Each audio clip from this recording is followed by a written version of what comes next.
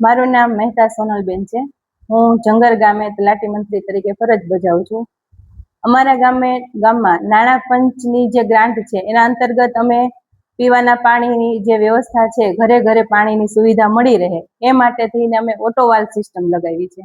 જેમાં પાણી છે નિયમિત અને સમયસર મળી રહે। ગામ લોકોને અહીંયાથી જે કોમ્પ્યુટરમાં જે સોફ્ટવેર સિસ્ટમ છે એમાંથી જે ટાઈમ સેટ કર્યો છે કે ભાઈ 1 વાગ્યાનો સમય લગાવ્યો તો 1 વાગે